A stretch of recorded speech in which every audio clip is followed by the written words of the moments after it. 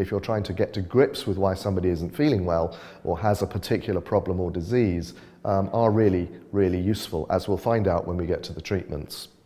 So those three words again: constitution, disposition, and diathesis. And in particular, what we're going to look at, when we use the word constitution, we are specifically talking about colour and pigmentation in the iris. When we use the word disposition, we are particularly talking about the actual fibre structure, the substance of the iris, the density of that substance. Some people call it the iris weave, as though it's some kind of a fabric of some kind, and that's actually quite a good analogy. There are people out there with what we call silk constitutions, very, very fine, very sensitive, very delicate, but actually quite strong as well. And there are people with much looser, net-like constitutions, or dispositions, as I should say. So there's a lot of variety. In colour, perhaps not so much variety. You can have blue eyes, you can have brown eyes, you can have green eyes. There are a few stages in between, but you can't have purple eyes, for example, whatever they say about Elizabeth Taylor.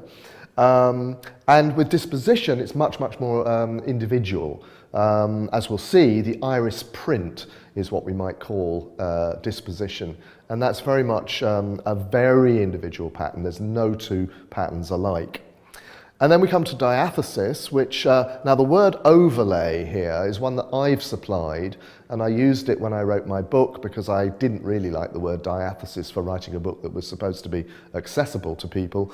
So I used the word overlay because in many cases what we're looking at here is some kind of additional substance in the iris. It might be pigmentation, it might be a build-up of some kind. We'll see the types as we go along, and you'll learn what that means. But in many cases also this additional substance can be said to partially obscure some of the features of the iris as well. And that's why I've called it the overlay, because it's the idea of additional, it's almost like it's about accumulation actually as well. So in many cases when we're talking about diathesis, we're talking about the way in which the body fails perhaps to metabolize things completely or effectively. That's something of course that feeds directly into naturopathic treatment protocols.